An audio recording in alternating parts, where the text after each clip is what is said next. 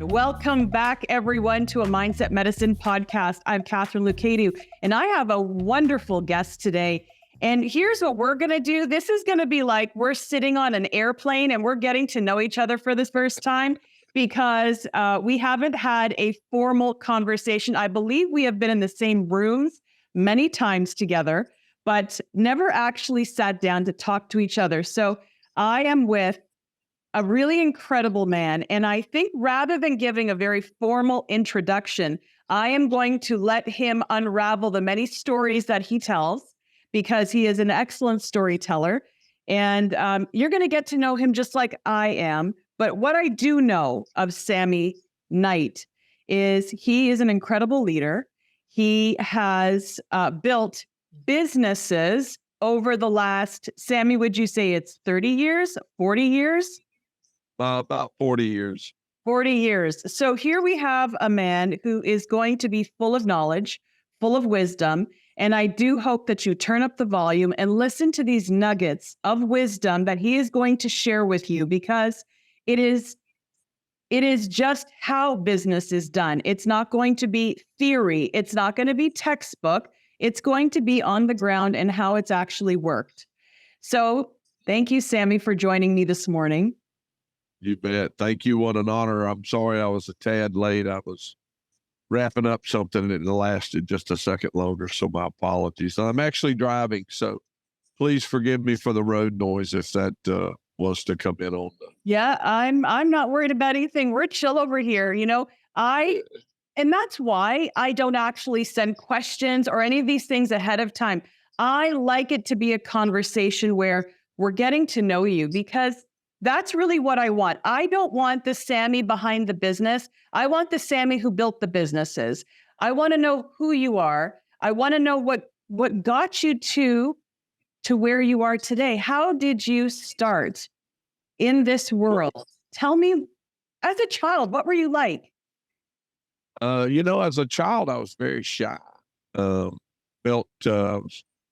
I just always felt like I had a little bit of an inferiority complex. And as I got a little older, I realized that if I didn't find a way out of that box, was, obviously that way forever. But if I didn't find a way out of that box, would I be able to reach whatever opportunities existed for me at the full potential? So I started teaching myself how to break the ice with humor.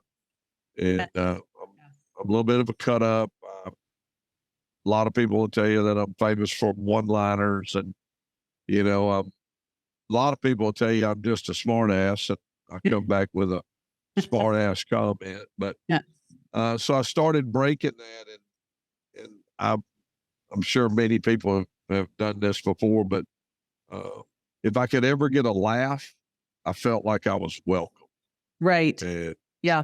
So that's kind of how I got out of that shell. And it's also how I met my wife as a 16-year-old. I was always shy and didn't really do a lot of the dating stuff. And I met her one night with my mother, knew her mother, and I was cutting up, and she laughed. And I was like, hey, I like her. Didn't even know her name, but I like her, right? And she thinks you're funny, so you're off to a good start. Yeah. Yeah, you bet. And been with her now, be 50 years this coming May from that day, and married to her for 44. So I'm soon to be 45, but I'm a very blessed man. And if I had to say the greatest single accomplishment in my life, it's her. Right. And, is it having her in my or is it the fact that you have managed to figure this journey out together for almost 50 years? Because here's, I've been married 28 years, and I know that, thank you, but it's a journey. It is not easy. We got married in a different country, then we moved back to Canada here. And so much goes on in between. And so many people want to give in and give up when things get really, tough and hard. And shit's hitting the fan, but you don't. So what do you think it is that has managed to keep you together for this long? And I know we can say love and these things, but truly, what do you think it is? Well, the obvious part is if you're going to be married, you better understand the definition of compromise. Right. And you better understand the fact that sometimes you don't always win, but as long as both of you win together, Yeah. you never lose. Yeah. I would say and I tell this to everybody, I would say the reason for our longevity is, and I didn't always do this. I did it at first, and then I came back and started doing it again because I was working all the time, and I just thought that was my responsibility to work, our responsibility to raise our family. But I think our success is built around the fact that we date each other every day. Mm-hmm. I hear of date nights, and I hear of all the various strategies to keep things in your marriage and all, but we do. And it's having coffee with her in the morning, and it's sending her a little text while I'm out and about. It's not having a formal let's go out to dinner and all that. It's just making it important. And so that's our success. The other thing too is my wife, part of the reason I say she's greatest accomplishment, she's also key to my success, is I always knew how solid the foundation was when I came back to her, when I needed her.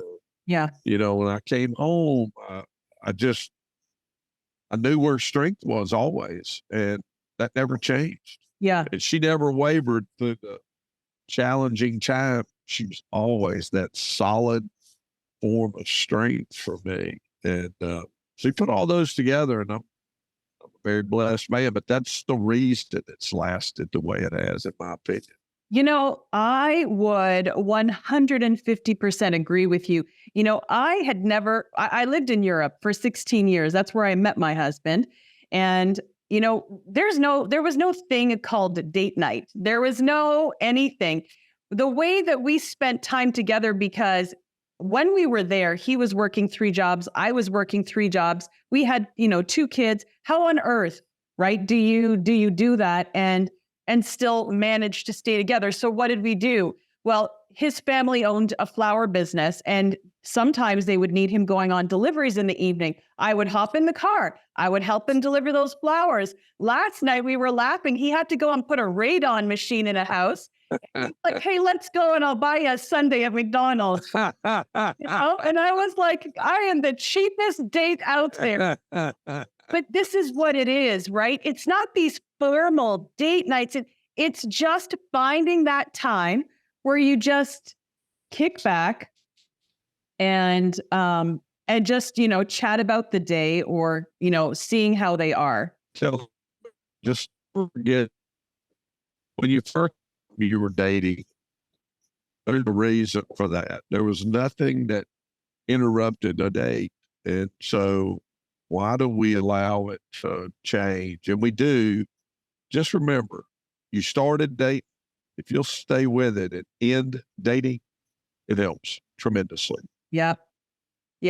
Well, okay. So on that note, then, why don't we pivot into a bit of business? Because I think you likely have brought the way that you have managed to stay married for 50 years into your business. And, the key there that you said about marriage is having that really solid foundation.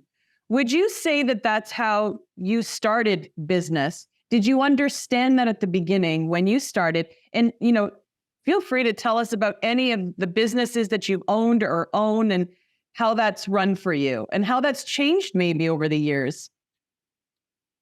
I will say that in the business side, I learned in the early days, the most valuable asset we had was people. Yeah. And so I put most of my energy in people. So, whether it be senior leaders when I was in the early days that kind of acted like they took a liking to me, and I just became a sponge and just sucked everything out of them that they had to offer, so that I could, as I grew and became senior leadership and ownership and all that, I could do the same thing in return, because I know the value that it gave me.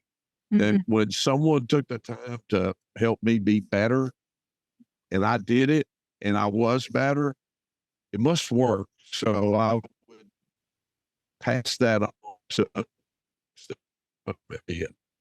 And I'm just I'm a simple kind of guy. You're not going to hear me come up with some Pythagorean theory or something like that. I'm gonna break things down and make them extremely simple, and I'm gonna use real life situations to relate them to, so that it's easy for people to understand where I'm going. Yeah. And but what I did in business, and I would say, is, once again, the foundation of my business success is people, and that I put on them, and the importance of it. Look, it wasn't always give. Sometimes you got to be a big disciplinarian and get folks straight and get them going in down the right path. But once I got I'm going to say, a master's degree in how to lead people, things just started just happening, and oftentimes we forget that it means a lot to use somebody else's brain to help you resolve the issue. So I always say that one brain's as good as one brain, but two brains as good as three. Absolutely. Because you can pass back and forth and come up with the perfect solution. So let me ask you something. Yeah. This is knowledge, I believe, that comes after having so much experience in business. Do you think that you had more of an ego at the beginning and tried to do most things? Because I think that that's one of the pitfalls that leaders have, is I can do it better, I can do it best, and I can do everything. At the beginning, let me say this, I was almost in the same position as I was when I was younger. I had this inferiority complex because I didn't, in my mind, I never felt like I deserved something. I always felt like I had to earn something all my life. Yeah. And so in the beginning, I thought, in order for me to win, I had to work twice as hard as the next guy. And so I would be up at, if the day started when I was in the food business and route sales, if the day started for most at, 6, 7 in the morning, I started at 4. Yeah. Because I may not beat you. And I tell people this, I may not beat you in my mind. You will not outwork me. That's, in my opinion, if I had an ego about anything, I was going to outwork you. There's no way you could ever outwork me. But I never really, everybody has an ego. And I hear people say, well, I don't have an ego. Well, that's bull, because everybody has an ego. Yeah. And you need an ego, because it's where the confidence comes from, right? Yeah. But I never really had that ego that said I'm superior to you and I deserve this. I just felt like the only way I was going to win in this life was to outwork the next guy, because I had this little bit of that inferiority complex. Right. I've never overcome that. I still have it today, but when I come into challenges today, I have people that work with me that have challenges, we'll roll my sleeve up. We're going to outwork the challenge. Right. That's kind of where I look at it. So never was an ego. I'm sure as I started to grow, I probably along the way felt like I could outdo you, and my confidence started to build. But the only way I felt I ever won was to beat you at the game of work. Yeah, I hear you. So walk us through then. What What's it been like building and growing and expanding over the years? What do you think it is that, like, how, I don't even know where to go with this question. I'm trying to help people who are listening, who, let's say, are at the beginning stage or even mid stage of leadership. And they're trying to figure out now, okay, it's about making the right decision. Would you say that you made the right decisions along the way, which got you to where you are? I wish I could say I made all the right decisions. I made a lot of wrong ones that turned into right eventually. Yeah. But, Yeah. I think if I went back, if I was someone where I was 30 years ago or 35 years ago, I had a passion. I told you the most valuable asset to me was people. Yeah. And I had a passion of helping people grow.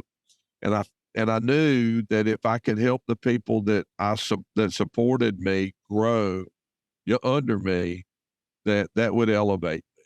Yeah. That I would have a chance to move forward and move to another position. And so if I was there 35 years ago, I'd do the exact same thing I did. And I would put so much emphasis on the growth of the people that worked with me. Yeah. And try to elevate them. Because if I can elevate their game, how do we lose? My game gets elevated automatically and the business gets elevated. So today, what I do today is I'm constantly trying to grow and groom our team. And I try to keep roadblocks out of their way. So I'll give you an example in our property management business, the way we're structured. With one side of our business works with the owner service side, one side of our business works with the tenant service side, because I want them to each on the side that they have to give either the owners or the tenants a voice. Interesting.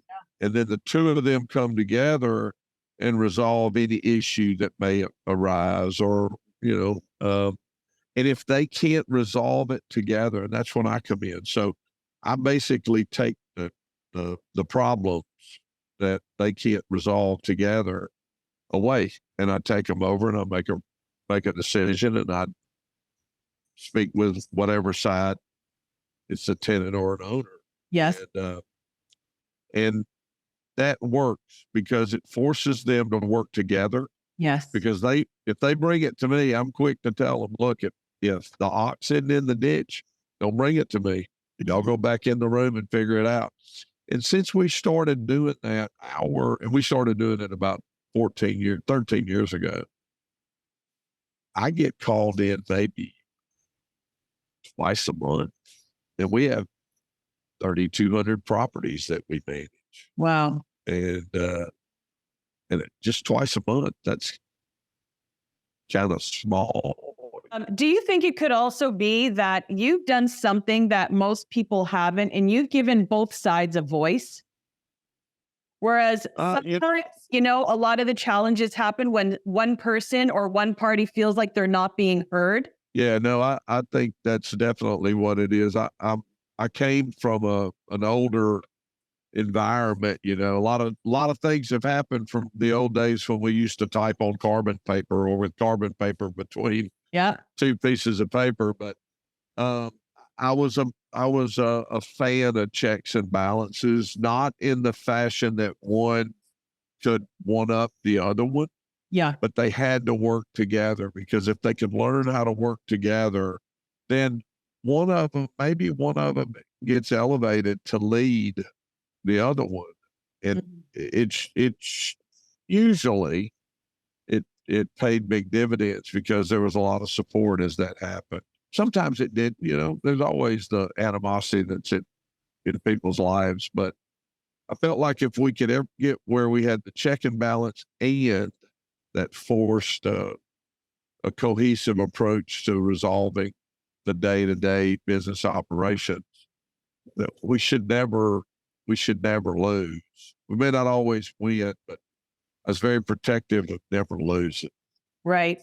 Do you think that you lead that business, the management business, the same way you lead the brokerages that you own? I do. The brokerages also have checks and balances in place. And I'm constantly trying to support the leadership and help them grow. And at the same time, I don't, I've got it to the point now where I don't make the day-to-day decisions that are about the real estate transactions.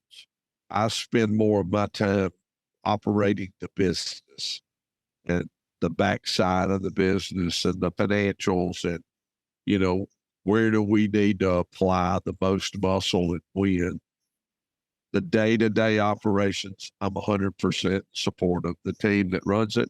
If I get a call, for instance, from an agent that says, you know, there's an issue, and I immediately direct them back to the leadership of the agencies. And sometimes I even say, you know what, let's get them on the phone, or I'll meet with both of you together, but I'm always going to have them in there because, you know, if I start taking the lead and pushing them back, then the folks that are supposed to follow won't follow them. They'll follow me.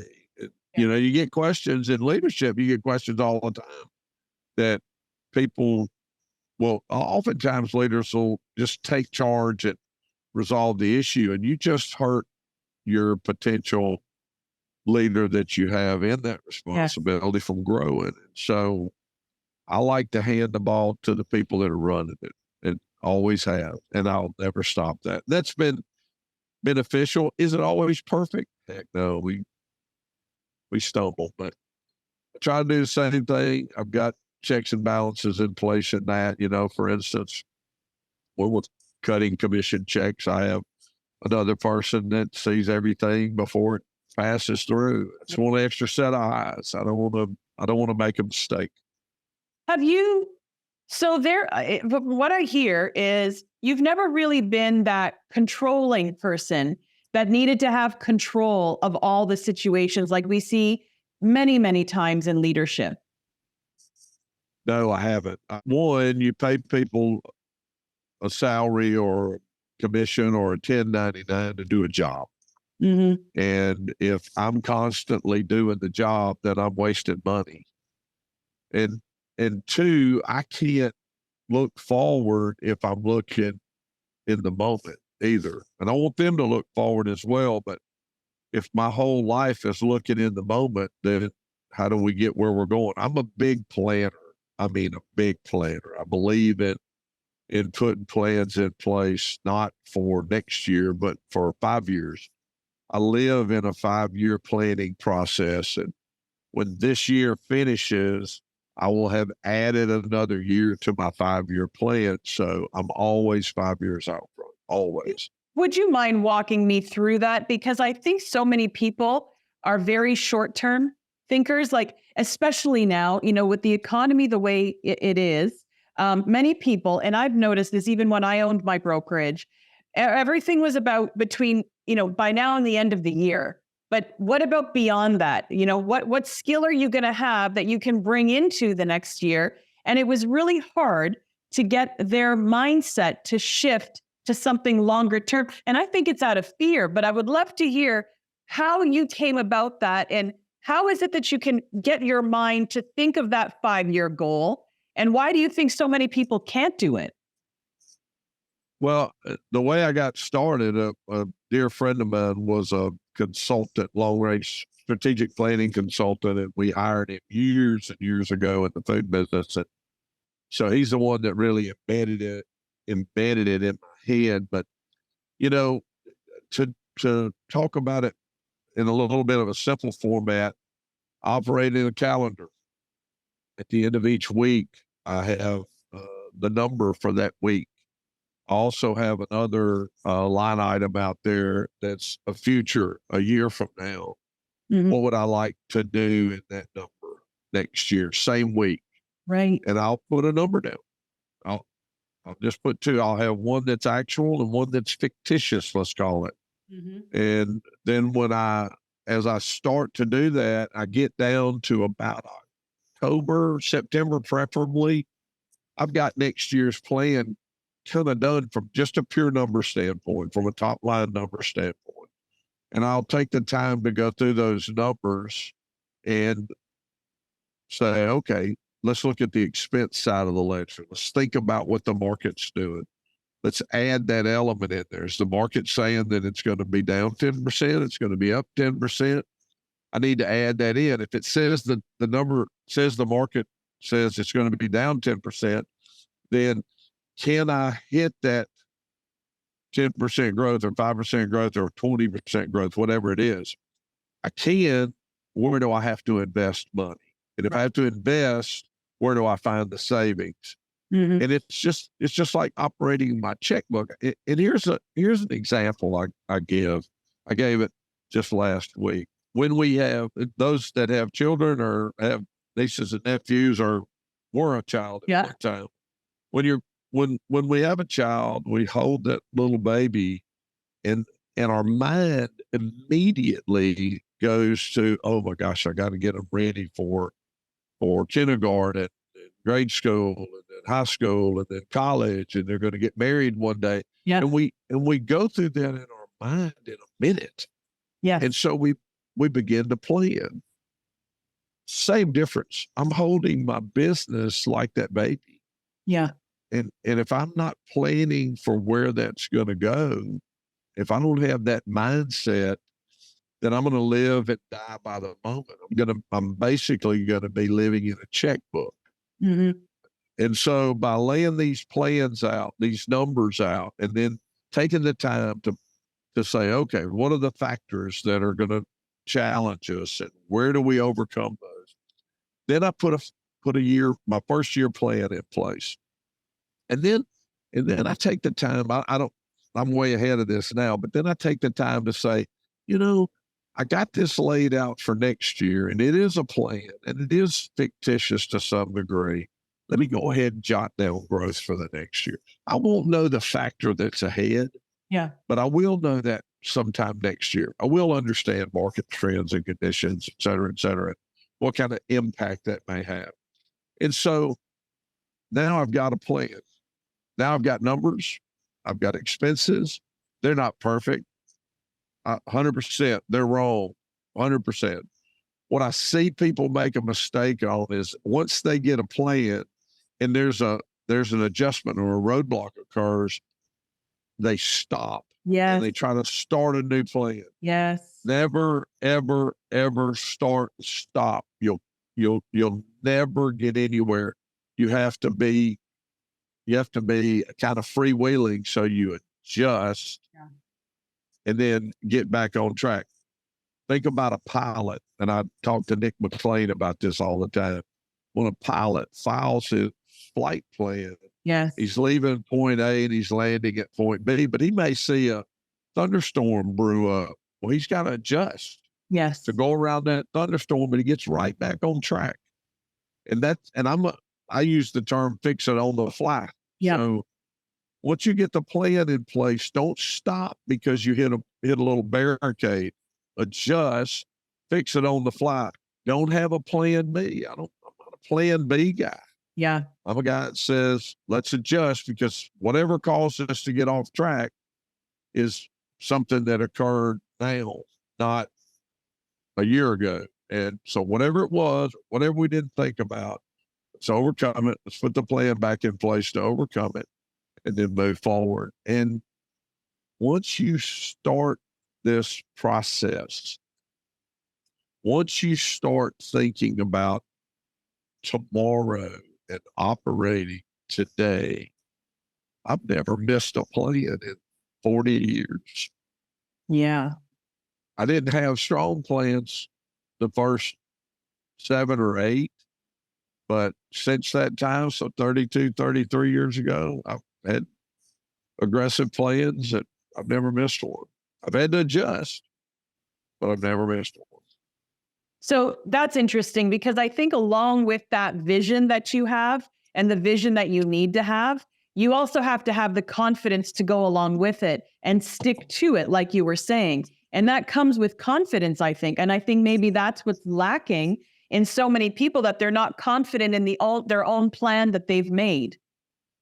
I'm going to say, Katharine, it's a little bit bigger than that. They're not confident in themselves. Yes. Yes. Yeah, it was deeper than that. Yeah.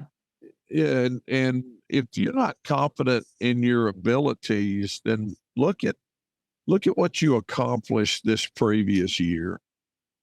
And did you ever think 10 years ago that you would have done what you did? Mm-hmm.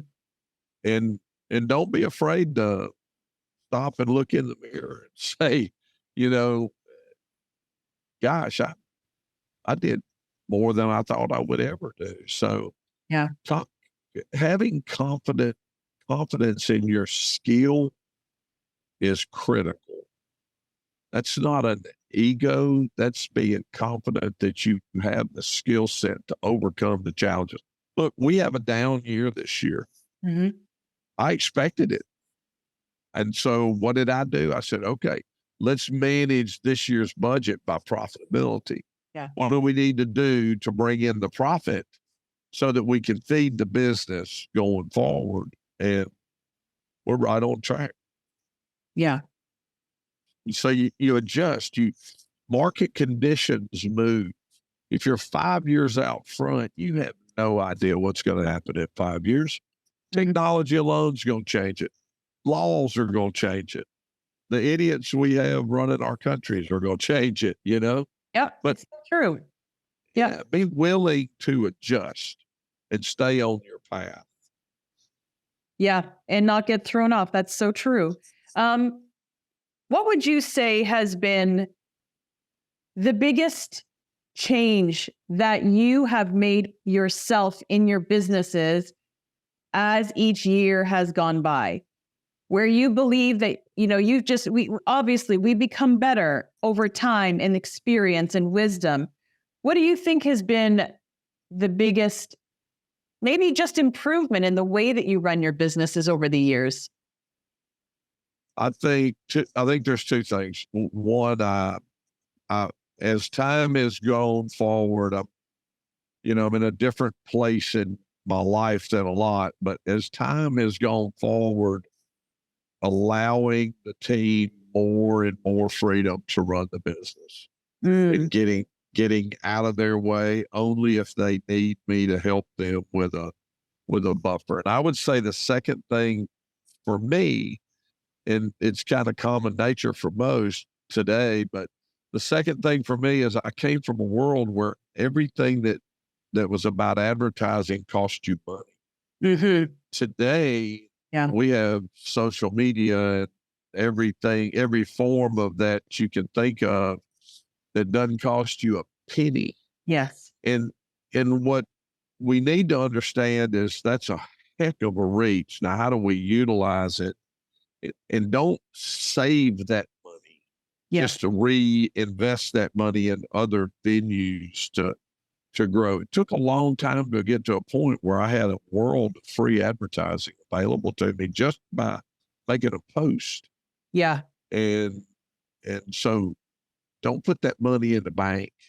Nothing wrong with it if you do, but redeploy that where you can have a much more rifled approach to your business and targeted approach to your business. So those are two things to me that are the big changes in my world, is understanding what free advertising looks like. Right. And then, and how to use it. And then secondly is getting more and more confidence in my team and getting out of their way. Big factors for me. And, it's just like you were saying just a minute ago about, and I've interrupted you and said, you got to have confidence in yourself versus your plan. People need to get out of their way of, constantly, oh, well, I didn't hit the number. Let me stop and start again, or whatever it may be, and get more in the place of having confidence in their ability. That's what I do with my team. Yes. I have confidence in their ability, but I have to have confidence in my ability to do that first. Mm-hmm. And people need to do that. Have confidence in your ability. You're here for a reason. You made your first sale for a reason. Mm-hmm. And then let me tell you something else that some people overlook. you are a part of an industry, whatever that industry is. Be a good steward of that industry. Share with others, help others be better. Because if you help others be better, you're raising the bar in your own industry, because you get more and more good stewards in your industry, and we're going to be better for that. Absolutely. Yep. So I would love to bring this back around, because I know I don't want to keep you all day in your car and your microphone.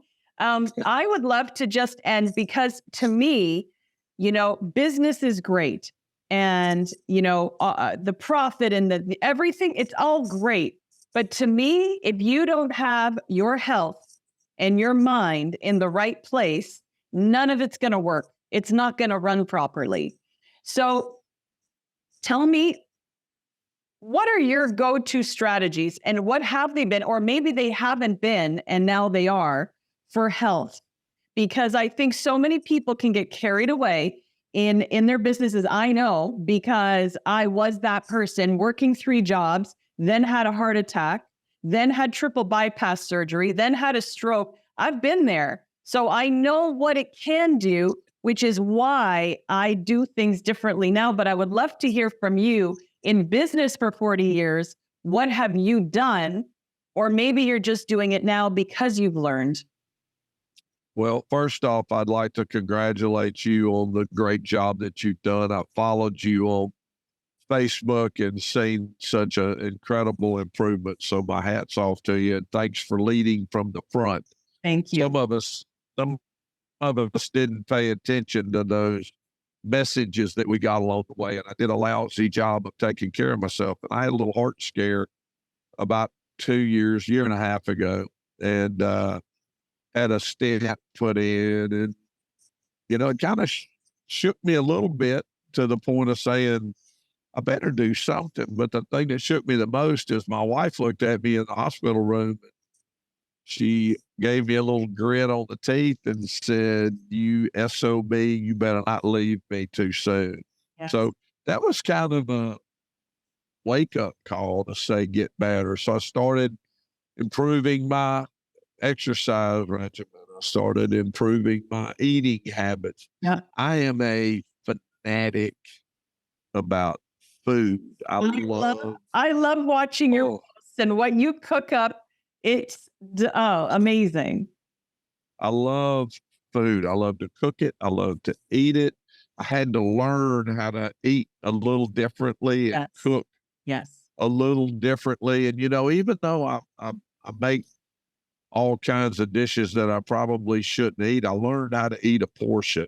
Yes. And not eat all of it, right? So, so I worked on that. I'm very strict on my start to my day. I'm a very early riser. I'm a very faith-based man, so I'm going to hit my knees and say my prayers and kind of get my meditation. I'm going to do my workout. I'm going to have a walk, get a little cardio going. And by the time I'm done, most people are waking up.